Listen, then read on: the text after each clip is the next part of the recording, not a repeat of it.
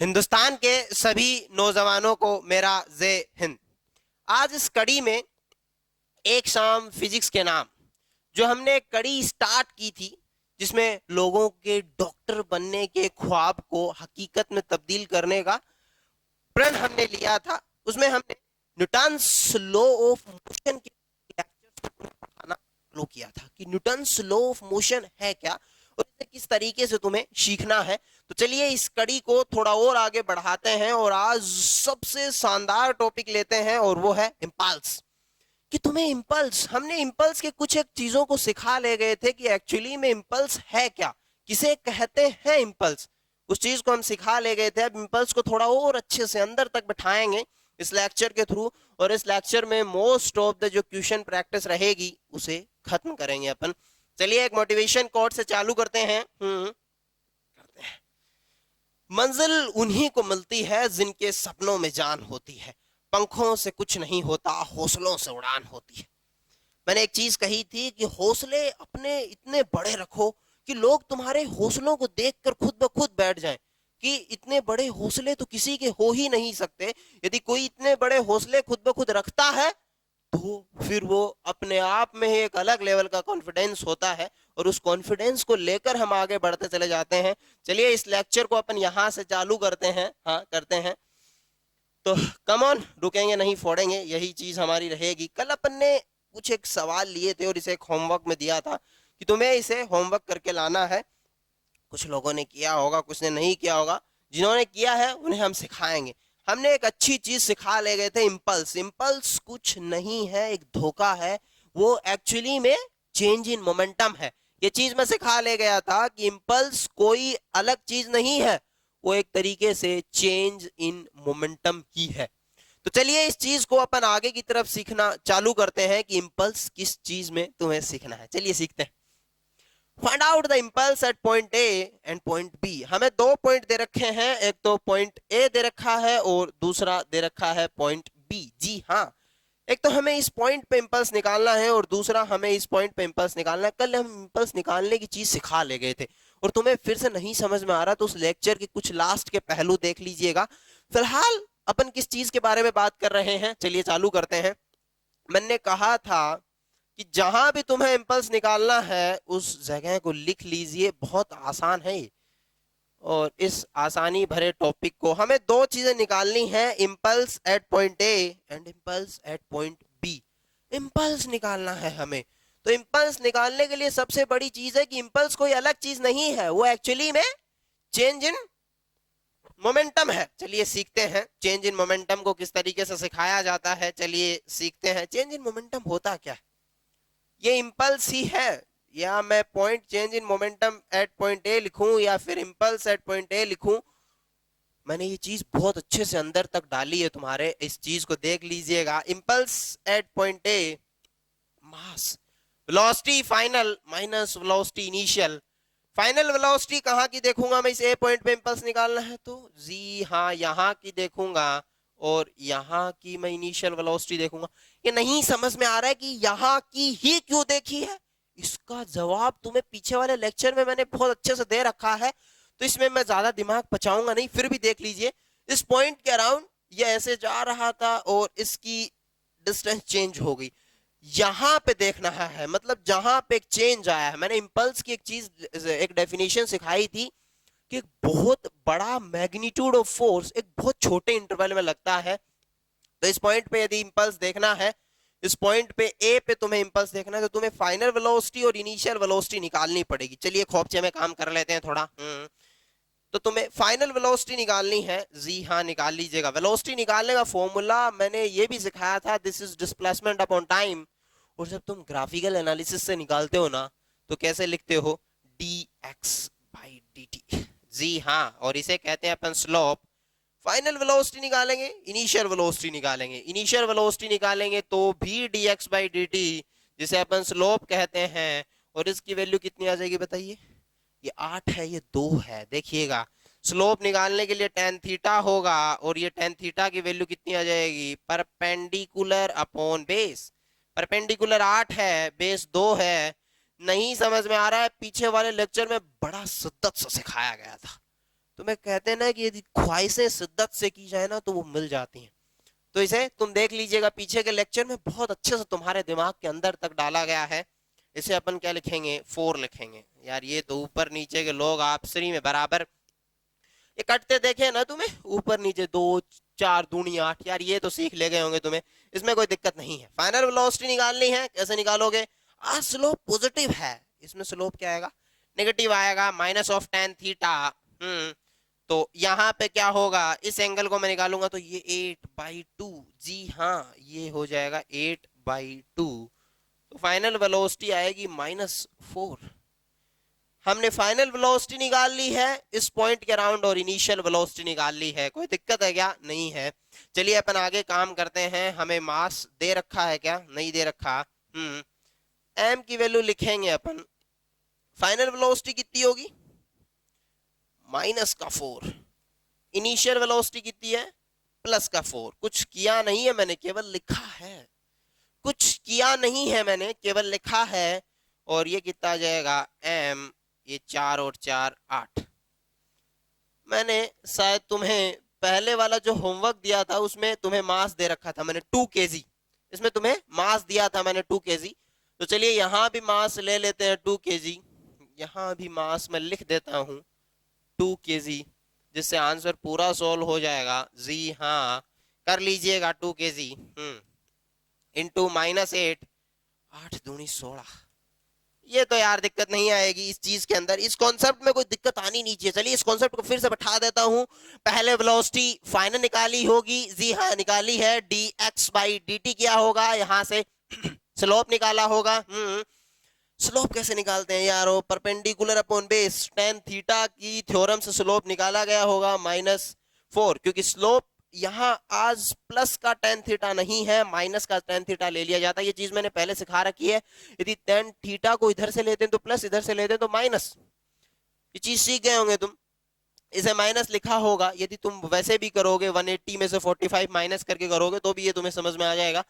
और फिर इस v इनिशियल को निकाला होगा तुम्हें, tan थीटा देखो पॉजिटिव, ये चीज समझ में आ रही होगी। यहां से पॉजिटिव, यहां से नेगेटिव, therefore ये -4। हाँ, इसे रखा होगा इसके अंदर, फाइनल वेलोसिटी को यहां से फंसाया होगा। यार ये दिक्कत दे नहीं रहा होगा हम, और इनिशियल वेलोसिटी को यहां से फंसाया होगा। माइनस कैसे लिया इस चीज को समझ लेना एक बार फिर से। देखो यहां से स्लोप ले रहे हैं पॉजिटिव, इसमें स्लोप ये ऐसे था, अब ऐसे हो गया स्लोप, जो जो पॉजिटिव था वो नेगेटिव हो गया। बहुत आसान सी चीज, इसमें ज्यादा दिमाग दौड़ाना नहीं है।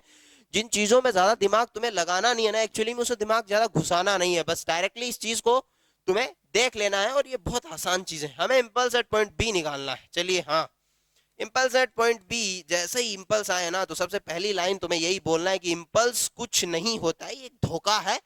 इसमें एक्चुअली में चेंज इन मोमेंटम पूछा है। जी हाँ, अब कोई दिक्कत नहीं आई होगी। m v final -v initial. अब तुम्हें इस पॉइंट के अराउंड, इस b पॉइंट के अराउंड v फाइनल और v इनिशियल निकालनी है। तो इस b पॉइंट के अराउंड अब ये क्या हो जाएगी, यहाँ की v इनिशियल, और अब ये यहाँ की क्या हो जाएगी, v फाइनल।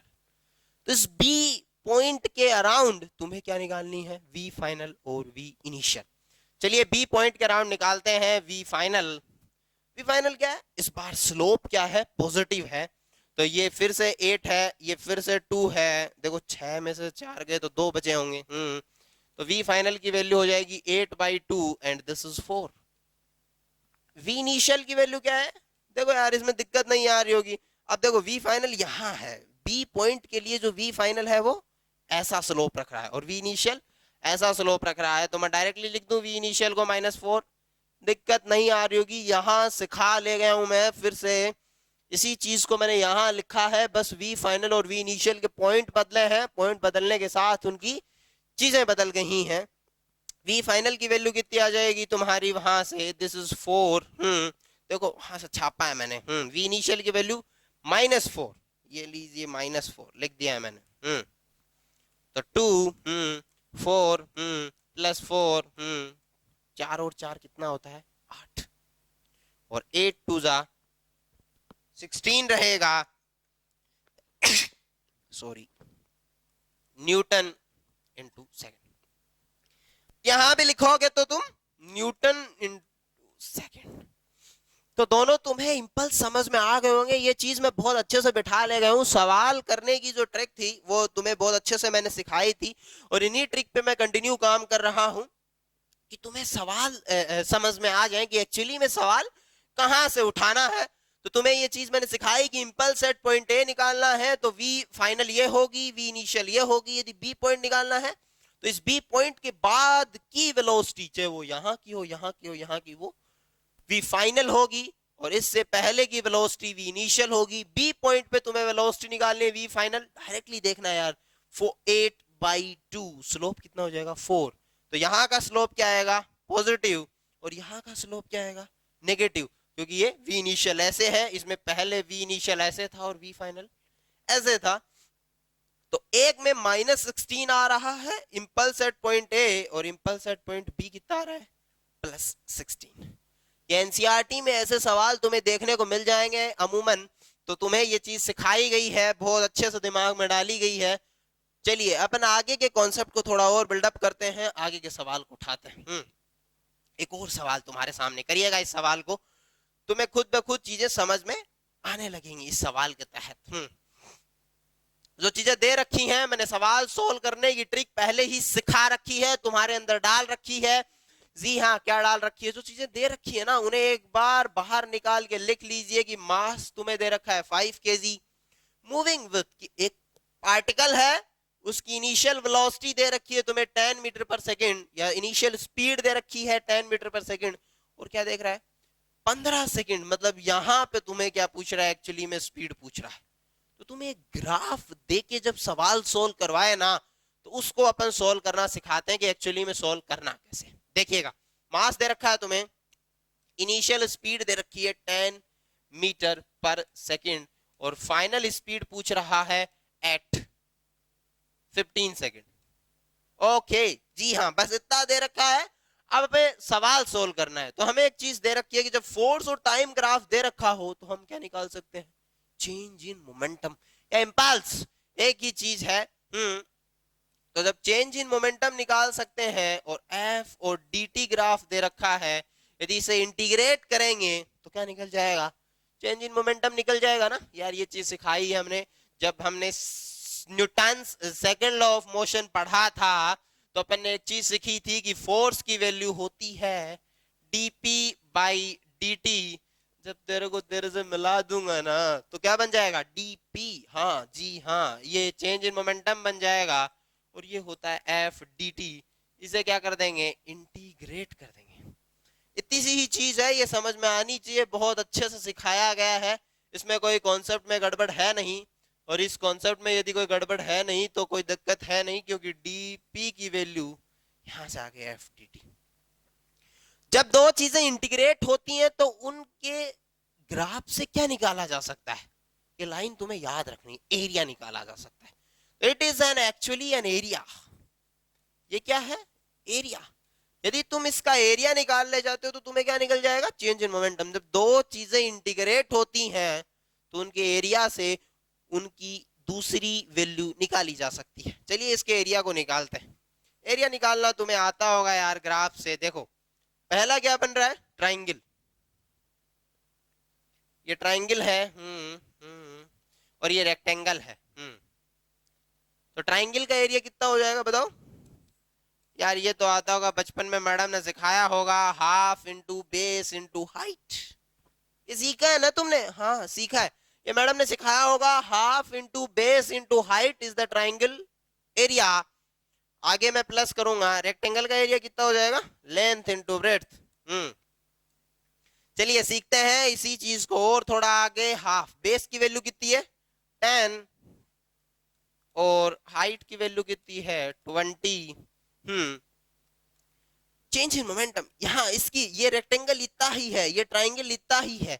इस ट्राइंगल में ये वैल्यू कितनी है 10, ये वैल्यू कितनी है 20। जी हाँ, ये 10 है, ये 20 है। 10 की वैल्यू अपन लेंथ बेस इंटू हाइट, ये देखो बेस क्या आ गया 10, ये रहा 10, हाइट कितनी आ गई 20, ये रहा 20। यार ये चीज दिक्कत नहीं आ रही होगी।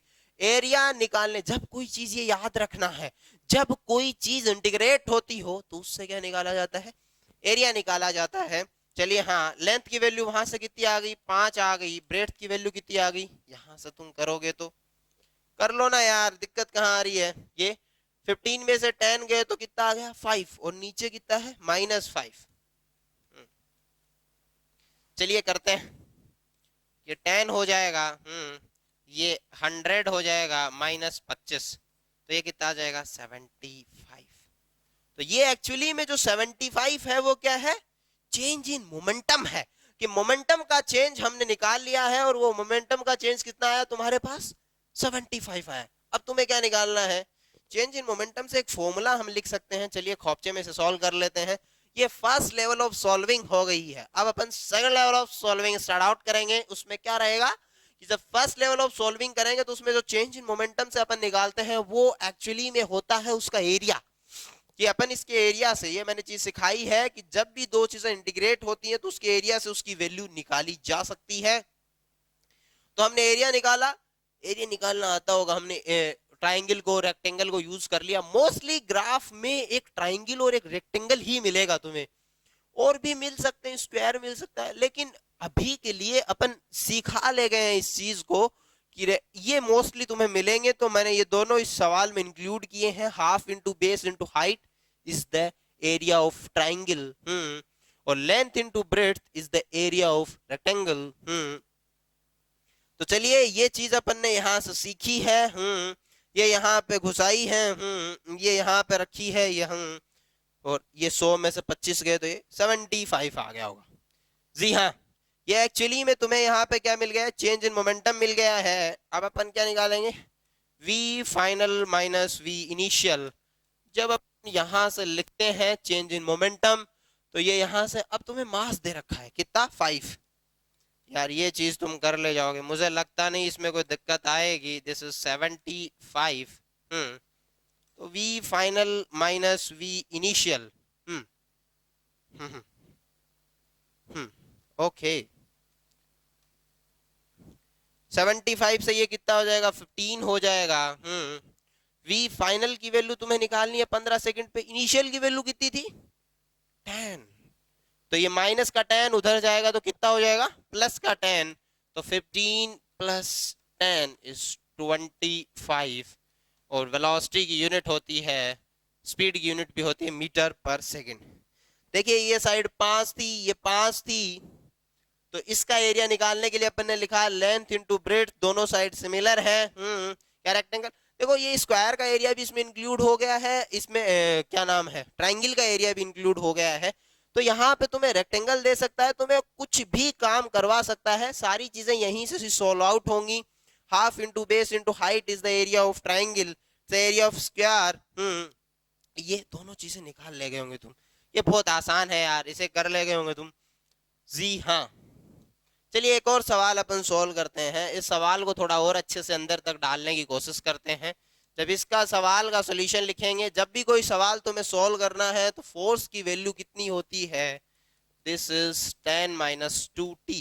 ये तुम्हें दे रखा है और तुम्हें इंपल्स निकालना है। यार तुम्हें सेकंड लॉ, न्यूटन्स का सेकंड लॉ तुम्हें याद होगा। जी हाँ याद है, फोर्स की वैल्यू होती है dp/dt। जी हाँ, तो dp की वैल्यू कितनी हो जाएगी, f/dt। यार ये चीज मैं पहले सिखा ले गया हूं। तुम्हारे पास फोर्स है, यदि तुम्हें एक्चुअली में चेंज इन मोमेंटम निकालना है, इस फॉर्मूले से तुम्हारा चेंज इन मोमेंटम निकलेगा। फोर्स तुम्हें दे रखा है, dt तुम्हें दे रखा है, इसे इंटीग्रेट करना है और कुछ नहीं करना है। तो चलिए इंटीग्रेट करते हैं इसे, f/dt। तो ये हो जाएगा 10 - 2t और ये हो जाएगा dt। इसका इंटीग्रेशन होगा ये। यार ये सारी चीजें मैं एज इट इज छाप रहा हूं, इसमें कोई दिक्कत आनी ही नहीं चाहिए तुम्हें। t को अंदर जाएगा तो 10t - 2t² 2 से 2 कैंसिल हो जाएगा। This is 10t - t²। ये हो जाएगा चेंज इन मोमेंटम, या फिर हो जाएगा इंपल्स इम्पार्टेड। ओके, इंटीग्रेट करना आता होगा यार तुम्हें। देखो इंटीग्रेशन बहुत आसान होता है। dt के अंदर अंदर दिया, इसकी एक पावर थी, एक बार t को मल्टीप्लाई कर दिया, स्क्वायर था तो 2 को नीचे छाप दिया, बस इतना सा किया है, कुछ नहीं किया। देखो t को इसके अंदर दिया है, एक पावर आ गई है, एक पावर और थी तो जो पावर होती है वो नीचे आ जाती है। ये सबसे सिंपल इंटीग्रेशन है, ये तुम्हें आना ही चाहिए। tan t minus T square. देखो नहीं आता तो कोई दिक्कत नहीं, सीख लीजिए। देखो t की वैल्यू एक बार अंदर दे दी गई है, अब t पहले से एक था, एक और t आ गया टी स्क्वायर, और जो ये वैल्यू होती है वो नीचे की तरफ शिफ्ट आउट हो जाती है, एक से एक कैंसिल हो गया होगा। चलिए इस अंदाज में क्या इंपल्स दिया मिलेगा क्या? इसने क्या बोला है कि एक बुलेट है जो फायर्ड होती है गन से, force applied on the bullet by the gun, कि जो जैसे तुम किसी चीज से फायरिंग करते हो ना, तो जो फोर्स अप्लाइड करता है जो गन बुलेट के ऊपर, वो दे रखा है उसने, जब तक वो बुलेट उस गन के अंदर रहती है। अब मान लीजिए कि वो गन को छोड़कर चली गई, तो फोर्स उस पर इंपार्टेड कितना हो जाएगा? 0। तो यहां से तब जाके इंपल्स का चेंज होगा, तब जाके तुम्हें इंपल्स मिलेगा। देखिए ये चीज तुम्हें समझ में आनी चाहिए, मैं 2 बार सिखा ले गया हूं कि इंपल्स तुम्हें ए पॉइंट में तुमने 2 वेलोसिटी कैसे छांटी वो भी तुम्हें यहां समझ में आ गई। अब तुमने ये फोर्स 0 क्यों किया? देखो बुलेट जब तक गन के अंदर थी ना, तब तक फोर्स लग रहा था, जैसे ही बुलेट बाहर निकली गन ने फोर्स लगाना बंद कर दिया, यहां पे ही इंपल्स इंपार्टेड होगा। Find out the impulse imparted. तो 10 की वैल्यू हो जाएगी 2t, t की वैल्यू कितनी आ जाएगी? 5 सेकेंड। देखिए बहुत आसान सी चीजें हैं, 5 को यहां रखेंगे तो ये हो जाएगा 50 माइनस 5 का स्क्वायर, तो 50 में से तुम क्या करोगे? 25 को माइनस कर दोगे, तो कितना आ जाएगा तुम्हारा? 25। ये तुम्हें एक्चुअली में इंपल्स निकालना था, इंपल्स इंपार्टेड निकालना था, तो इंपल्स इंपार्टेड कितना आ गया तुम्हारा? 25 न्यूटन इंटू सेकेंड। देखिए सवाल सॉल्विंग की जो टेंडेंसी थी वो मैं सिखा ले गया हूं, सवाल सॉल्विंग की जो टेंडेंसी थी वो मैं सिखा ले गया हूं, इसमें कोई दिक्कत नहीं आएगी कि एरिया ही किसी चीज का फोर्स देता है। फिर मैंने ये सेकंड लॉ ऑफ इस पे भी काम करवा दिया है बहुत अच्छे से, इसे भी निकालना सिखा दिया है कि फोर्स तब जब उससे बाहर निकलेगा तब फोर्स की वैल्यू 0 हो जाएगी, वहां इंपल्स बनेगा, टाइम की वैल्यू इसमें रखी होगी, इसमें कोई दिक्कत होगी ही नहीं लोगों को। चलिए तुम्हारे पास एक और सवाल है, लास्ट सवाल रहेगा इंपल्स का, उसके बाद में अपन मिसलेनियस प्रॉब्लम। कई लोगों को अभी भी चीजें अच्छे से चमक नहीं रही हैं, तो उन्हें मैं बता दूं कि तुम्हें और भी आगे जब पूरा टॉपिक पढ़ा दिया जाएगा तो एक कंबाइंड वे में क्वेश्चन सॉल्व आउट करवाया जाएगा, तो वहां तुम्हें दिक्कत नहीं आनी चाहिए। चलिए इसने क्या कहा है कि 3 फोर्सेस हैं, एक तो F1 है, एक F2 है और एक F3 है। ये 3 फोर्सेस है, F1, F2 और F3। एक्ट ऑन ए, क्या लिखा है, मास, act on a mass, then it is an equilibrium if F1 and F2 are perpendicular, then find out its acceleration when F3 is removed. Okay. इसने क्या कहा है कि 2 फोर्सेस है, एक तो F1 है और एक F2 है। जो लिखा है वो मैं रोड मैप तैयार कर लेता हूँ। मैकेनिक्स की एक सबसे बड़ी चीज होती है, जो दिया है वो लिखो, जो पूछा है उसका फॉर्मूला लिखो, और जो सारा सवाल में समझाएगा उसका रोड मैप बना लो। चलिए रोड मैप बना लेता हूँ। F1 और F2 एक दूसरे के परपेंडिकुलर लग रहे होंगे, जी हाँ, F1 और F2 एक दूसरे के परपेंडिकुलर चीजों का मैग्नीट्यूड निकालना आता है क्या? आता है यार, इसमें मैं कुछ नहीं कहूंगा। जब परपेंडिकुलर चीजों का मैग्नीट्यूड निकालेंगे तो ये हो जाएगा under root of F1 square plus F2 square. नहीं आता तो मेरे पीछे के लेक्चर्स देख लीजिएगा, उसमें चीज बहुत अच्छे से सोल्व करवा रखी है। नहीं यहाँ समझना है तो तुम्हें पता होना ही चाहिए कि under root of A square plus B square यहाँ पे होगा। थीटा की वैल्यू 90 है ही, तो उसमें अपने आगे जाना ही नहीं है। Then find out its acceleration when F3 is removed. ये सिस्टम है, हमें 2 फोर्सेस दे रखे हैं, एक और फोर्स है हमारे पास F3। कहां लगाऊं मैं जिसमें ये सिस्टम इक्विलिब्रियम में हो जाए? चलिए मैं यहाँ अलग अलग जगह लगा के देख लेता हूं कि नहीं हमारे लिए यहां लगा लीजिए, यहां जैसे मैं यहां लगा लेता हूं, F3 यहां लगा लो, क्या सिस्टम इक्विलिब्रियम में हो जाएगा? या नहीं होगा। देखिए इसका रिजल्टेंट और इसका दोनों का मिलकर एक रिजल्टेंट आएगा, तो मास कभी इक्विलिब्रियम में नहीं होगा। एक और जगह लगा के देख लेता हूं मैं F3, ये मैं प्रोबेबिलिटी बता रहा हूं कि कहीं भी लगा सकता हूं। यहां लगाऊंगा तो क्या हो जाएगा? क्या नहीं। यदि मैंने यहां किसी फोर्स को लगाया, मान लीजिए मैंने यहां किसी F3 को लगा दिया, तो इन दोनों का रिजल्टेंट कहीं यहां आएगा और इन दोनों का रिजल्टेंट कहीं यहां आएगा। तो मैं इस फोर्स को आखिरकार F3 को लगाऊं कहां कि ये इक्विलिब्रियम में आ जाए। देखिए मैं लगाता हूं, कहां लगाऊं इसे, बताओ मुझे कहां लगाया जाए इसे कि ये इक्विलिब्रियम में आ जाए। क्या यहां लगाना है? ना। क्या यहां लगाना है? ना। तो फिर कहां लगाना है? तो फिर कहां लगाना है कि ये सिस्टम इक्विलिब्रियम में आ जाए? देखिए मैं इसको यहां लगाता हूं। अब देखिए इस F3 की वैल्यू मैं इसके बराबर कर दूं तो क्या ये इक्विलिब्रियम में नहीं आएगा? बिल्कुल आएगा, क्यों नहीं आएगा? चलिए ठीक है। तो F3 की वैल्यू को यदि मैं बराबर कर देता हूं under root of F1 square plus F2 square के, तो ऑफ कोर्स ये इक्विलिब्रियम में आ जाएगा। तो इक्विलिब्रियम में आने की वैल्यू क्या है कि ये फोर्स की वैल्यू उस फोर्स के बराबर होनी चाहिए, और जब दोनों बराबर होंगे ना तो ये वैल्यू इसके बराबर होते ही ये इक्विलिब्रियम में आ जाएगा। जी हाँ, आ जाएगा। इसने क्या कहा है? Then find out the acceleration when F3 is removed. इसे मैंने पकड़ा और पकड़ के फेंक दिया। तो अब कोई इक्विलिब्रियम में ला रहा है क्या? अब क्या करेगा? मास चलने लगेगा। जैसे ही मैंने इसे पकड़ा और पकड़ के फेंक दिया, मतलब अब एक फोर्स सिस्टम के पास या इस मास के पास आ गया होगा। ये रहा मास m, जिसके ऊपर ये सारी चीजें लग रही, तो इस मास इस के पास एक फोर्स आ गया होगा, इस मास के पास। जी हाँ, और इनके रिजल्टेंट की वजह से ये चीजें चलने लगेंगी। हमें निकालना क्या था? तीन फोर्सेस लग रहे थे एक मास पे इक्विलिब्रियम में, then find out its acceleration. तो F की वैल्यू एक्सीलरेशन निकालना है। तो मैडम की वो चीजें याद आती होंगी यार, मास कांस्टेंट है। मैंने ये चीज बहुत अच्छे से सिखाई है तुम्हें Newton second law of motion में, कि जब मास कांस्टेंट होता है तो तुम इस चीज को बहुत अच्छे से लिख सकते हो। तो यहाँ पे जो फोर्स लग रहा है वो कितना लग रहा है? अंडर रूट ऑफ F1 का स्क्वायर प्लस F2 का स्क्वायर डिवाइडेड बाई m, ये आएगा तुम्हारा एक्सीलरेशन। क्या तुम्हें उत्तर में ये मिलेगा क्या? ना, डब्बे में बंद करके रख दीजिए, इसे कोई दिक्कत है नहीं। कि फोर्स लिखा तुमने, जो फोर्स इस मास पे लग रहा था मैंने ये रिमूव कर दिया है। अब देखिए इस इक्वेशन से तुम्हें क्या पता लगता है कि F3 की वैल्यू इसके बराबर है। तो एक्सीलरेशन की वैल्यू क्या लिखोगे बताइए?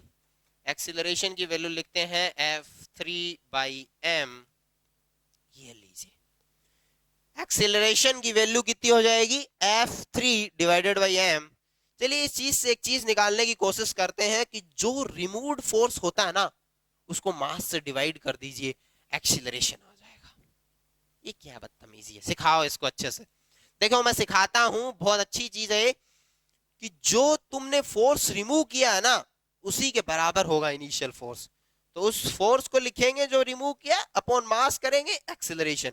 ये सवाल सोल्व करने की ट्रिक है कि जो मैं इतना लगाना नहीं है कि फोर्स लिखो रिजल्टेंट निकालो ना, जो रिमूव करके फेंका है इक्विलिब्रियम से, तो नोट लगा के इस चीज को लिख लेंगे कि जो इक्विलिब्रियम से भगाया गया फोर्स, कि तुमने इक्विलिब्रियम से जो फोर्स भगा दिया था ना उस फोर्स को मास से डिवाइड करोगे तो उस इक्विलिब्रियम के बाद का एक्सेलरेशन आ जाएगा। तो इक्विलिब्रियम में पहले चीजें थी, उसके बाद में जो तुमने फोर्स रिमूव किया था उस रिमूव्ड फोर्स को क्या कर लोगे तुम? उस रिमूव्ड फोर्स के साथ उस मास से डिवाइड कर दोगे तो तुम्हारे पास क्या आ जाएगा? वहां का एक्सेलरेशन आ जाएगा। चलिए ठीक है, ये चीज हम सिखा ले गए बहुत अच्छे से। आज के लेक्चर में अपन ने इंपल्स के बारे में बहुत अच्छे से सीखा। अभी भी तुम्हें इंपल्स की उतनी चीजें चमकी नहीं है तो कोई दिक्कत नहीं है, अपन इंपल्स को थोड़ा और अच्छे से कुरे देंगे। चलिए अभी चालू करते हैं अपन एक और नया टॉपिक और एक अच्छा टॉपिक जिसे अपन कहेंगे, आज अपन ने सवाल सोल्व करने की ट्रिक सीखी है। ये चीजें कई बार लोगों को चमकते नहीं है, सवाल सोल्व करना सिखाया गया है। आज उतना अंदर तक मैंने तुम्हें घुसाया नहीं है, नॉर्मली सवाल सोल्व करना सिखाया है कि नॉर्मल लोग कैसे सवाल सोल्व करते हैं। इन सवालों को तुम्हें इस अंदाज में सोल्व करना है। अंदर अपन सवालों को आगे जाके तुम देखोगे तो इससे बेहतर और अच्छे से सिखाएंगे। चलिए ठीक है, अपन अब सीखते हैं Newton's third law of motion. ये बहुत छोटा सा लॉ है, इसे सिखा देते हैं। उसके बाद में तुम्हें सबसे इंपॉर्टेंट टॉपिक सिखाएंगे, टेंशन जो हम सिखा ले गए फोर्स में, नॉर्मल रिएक्शन सिखा ले गए, उन्हें लगाना सिखाएंगे। तो ये एनएलएम का सबसे इंपॉर्टेंट टॉपिक होता है जहां से सबसे ज्यादा सवाल आते हैं। एक सबसे बड़ा जो सवाल था वो हम सीख ले गए हैं कि तुम्हें इंपल्स कैसे सीखना है। इंपल्स की कुछ एक मिसलेनियस प्रॉब्लम तुम्हें सिखा ले गए हैं।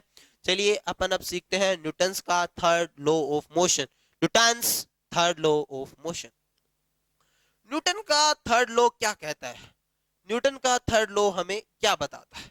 जी हाँ, सीखिएगा। न्यूटन्स थर्ड लॉ, इसने एक्शन किया है, इसके ऊपर एक क्या आया है? रिएक्शन आया है। तो एक्शन इसने किया होगा, ये इसके ऊपर एक रिएक्शन आया होगा। Forces always come in pairs, हमेशा पेयर में आते हैं। You push on a wall then wall pushes you back. ये बहुत आसान सी लाइन है कि तुम किसी चीज को धक्का देते हो तो उतना ही रिएक्शन तुम्हें वापस लगता है। लेकिन इसमें से एक या दो जो सवाल बनते हैं वो बन जाते हैं। वो कैसे बनते हैं सीखिएगा। तुमने किसी वॉल को धक्का दिया, हाँ, तुम्हारे ऊपर भी उस वॉल ने एक रिएक्शन लगाया होगा। जैसे एक नाव से मैं उतरता हूं तो मैंने एक्शन किया होगा, तो नाव का भी एक रिएक्शन रहा होगा। एक्शन रिएक्शन फोर्सेस पेयर में होते हैं। यहां से कुछ एक थ्योरेटिकल सवाल बनते हैं, एनसीईआरटी की कुछ एक लाइंस बनती हैं।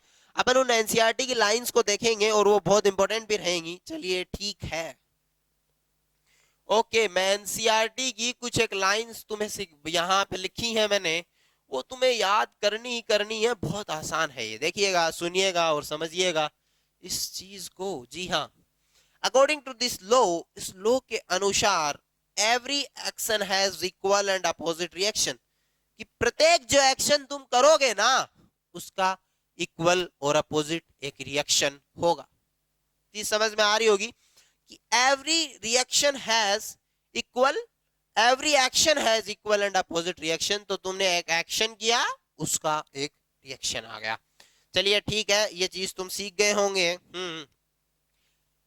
Action and reactions are the forces of same magnitude in opposite direction, कि जो एक्शन और जो रिएक्शन फोर्सेस होते हैं वो मैग्नीट्यूड में भले ही सेम होते हैं लेकिन उनकी जो अपोजिट डायरेक्शन में होते हैं। Which always act on different body. ये एक बहुत अच्छी लाइन है कि जैसे मान लीजिए तुमने कोई एक्शन किया, उसका एक रिएक्शन आ रहा होगा, तो वो एक ही बॉडी पे नहीं, दो अलग अलग बॉडी पे आ रहा है। यहां से थ्योरेटिकल सवाल बनता है, which always act on different body, कि जो अलग अलग बॉडी पे एक्ट करता है।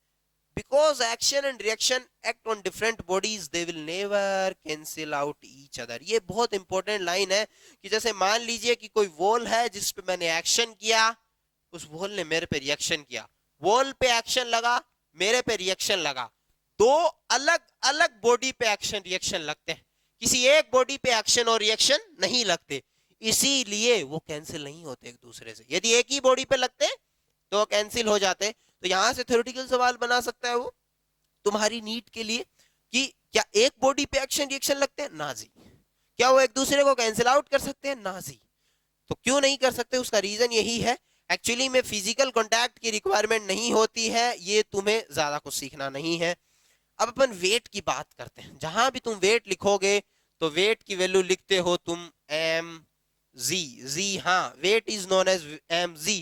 Force with which earth attract any mass will be weight। नहीं देखना है, वेट एक आसान सी चीज है जिसे अपन mg लिखेंगे। फॉलोइंग नेचुरल फोर्सेस, ये फिर से एक एनसीईआरटी की चीजें हैं, इन्हें मैं फिर से सिखा देता हूँ।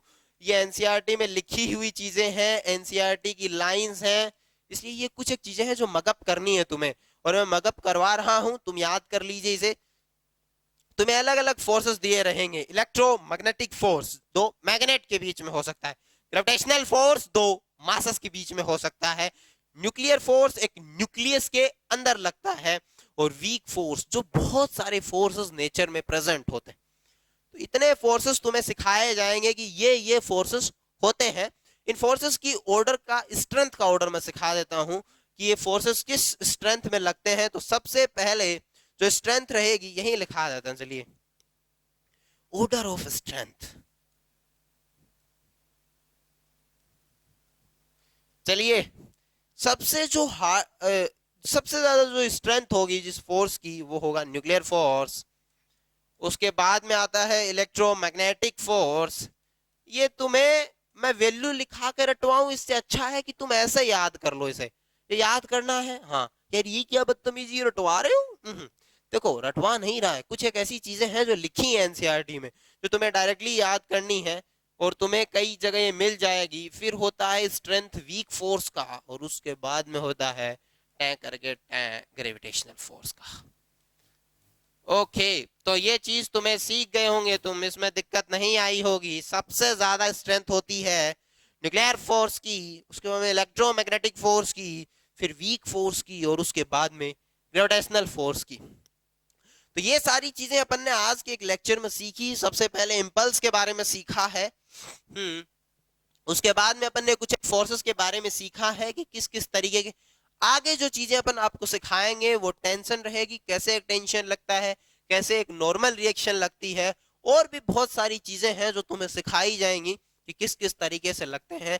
चलिए आज इस मुलाकात को यहीं खत्म करते हैं, मोहब्बत के कुछ लम्हों को यहीं बंद करते हैं कि तुम्हें कैसे चीजों को आगे बढ़ाना है। इम्पल्स सिखा ले गया हूँ, इम्पल्स बहुत इंपॉर्टेंट टॉपिक था, उसे मैंने तुम्हारे दिमाग में बैठा दिया है। और इम्पल्स की कुछ एक प्रॉब्लम्स रहेंगी जो और भी अच्छे से सिखा ले जाऊंगा। इम्पल्स में फिर से मैं यदि देखो तो दो तीन चीजें जो कॉन्सेप्ट रहेंगे, एक तो ये एरिया का कॉन्सेप्ट रहेगा, एक तो ये एरिया का कॉन्सेप्ट रहेगा कि किसी भी ग्राफ के एरिया से आप मोमेंटम निकाल सकते हो। एफ और टी ग्राफ के एरिया से तो मोमेंटम निकाल सकते हो। ये लाइन तुम्हें याद ही रखनी है। ये तो मैं कल ही सिखा ले गया था, इसमें तुम्हें दिक्कत नहीं है। ये नहीं समझ में आया तो मेरा लेक्चर पहला देख लीजिएगा। 2 ही 3 क्वेश्चंस पे बात की है, इस क्वेश्चन में दिक्कत आई नहीं होगी। इंटीग्रेट करना है तुम्हें कॉन्सेप्ट को। और एक और कॉन्सेप्ट था, ये तो तुम्हें उस लाइन से याद रखना है कि जब इक्विलिब्रियम में हो कब आता है कोई चीज इक्विलिब्रियम में। तो इक्विलिब्रियम में जो फोर्स तुमने हटाया उसे मास से डिवाइड कर दीजिए, उसका एक्सीलरेशन आ जाएगा। चलिए ठीक है, अपन बंद करते हैं आज इस मुलाकात को यहीं। बहुत सारी मुलाकातें रहेगी आज। थोड़ा सा मौसम बड़ा बेईमान हो रखा है यार, है तो फिर इसलिए हमारा थोड़ा गला जैसा भी रहा, हम चला के ले गए आज के लेक्चर को। जरूरी था इस लेक्चर को कराना, इसलिए थोड़ा हमने लेक्चर को स्टैंडबाई किया। आज उस हालात में नहीं थे, लेकिन फिर भी कहते हैं ना कि अपनों के लिए तुम हालात में हो या मत हो, तुम्हें काम करना ही पड़ेगा। ये जरूरी था हमारे लिए भी कि हमें काम करना पड़ेगा, और हमें ये चीज की लेक्चर्स रुकने नहीं चाहिए, आपकी पढ़ाई रुकनी चाहिए। हमारे स्वास्थ्य तो बहुत सारे अंदाज में रहते हैं, लेकिन तुम्हारी पढ़ाई हमेशा कंटिन्यूअस रहनी चाहिए। वो कहते हैं ना कि लोग टूट जाते हैं घर बनाने में, तुम्हें तरस नहीं आता दिल जलाने में? दिल मत जलाओ यार, उसको दबा दो यार। चलिए ठीक है, आपके लिए मेहनत कर रहे हैं अपन, और थोड़ी स्ट्रेंथ प्रोवाइड करेंगे। आज इस लेक्चर में ज्यादा कुछ सवाल सॉल्व हम कर नहीं पाए हैं। हमारा एम था कि बहुत सारे सवाल सॉल्व करें, लेकिन नहीं करेंगे क्योंकि आज उस कैटेगरी में नहीं है। कहा ना कि मौसम बड़ा बेईमान है। चलिए ठीक है, आज इस मुलाकात को यहीं बंद करते हैं। Thank you.